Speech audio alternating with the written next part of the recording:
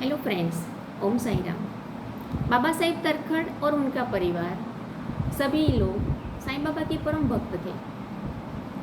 तरखड़ पुत्र को और उनकी माता को शिरडी जाने का मन हुआ, लेकिन चिंता थी कि घर पे जो साईं बाबा की छवि है उसकी पूजा अच्छे से होगी कि नहीं।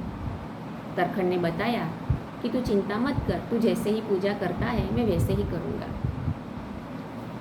और वो लोग माँ और बेटा दोनों शिरडी चले गए। शुक्रवार को गए वो। शनिवार को तरखड़ ने सुबह जल्दी उठ के स्नान करके अच्छे से पूजा की और साकर का भोग लगाया। रविवार को और सोमवार को भी वैसे ही पूजा की। मंगलवार के दिन तरखड़ भाऊ को नौकरी पे जाना था, तो पूजन करके वो नौकरी चले गए। दोपहर को जब वो वापस आए, खाना खाने बैठे, तो प्रसाद में साकर नहीं थी। रसोई बनाने वाले को पूछा कि प्रसाद की साकर नहीं है, तो उसने बोला कि आपने प्रसाद में साकर आज रखी ही नहीं।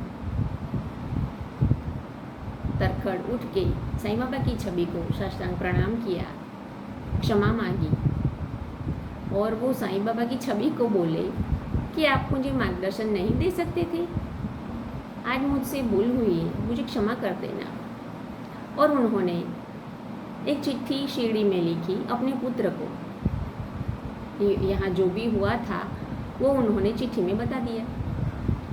उसी समय दोपहर की शिरडी में आरती हुई। आरती के बाद साईं बाबा बैठे थे, तभी तरखड़ पुत्र और उनकी माता भी वहाँ थी। उन्होंने बोला कि मैं आपके घर मुंबई गया था भोजन लेने के लिए। घर के बाहर ताला था, जैसे तैसे करके मैं घर के अंदर गया, लेकिन अंदर खाने को कुछ नहीं था। तरखड़ की माता को समझ में नहीं आया, लेकिन तरखड़ पुत्र को समझ में आ गया कि मुंबई में पूजा में कुछ गड़बड़ हुई है। बेटे ने भी शिरडी से पिताजी को चिट्ठी लिखी। वो चिट्ठी वहाँ तरखड़ भाऊ को मिली, यहाँ तरखड़ पुत्र को मिली, और दोनों जगह जो भी हुआ था वो बताया गया था। ऐसे ही बाबा अपने भक्तों का ख्याल रखते थे और याद कराते थे जो पूजा में चूक हो जाए। फिर मिलेंगे। Thanks for watching.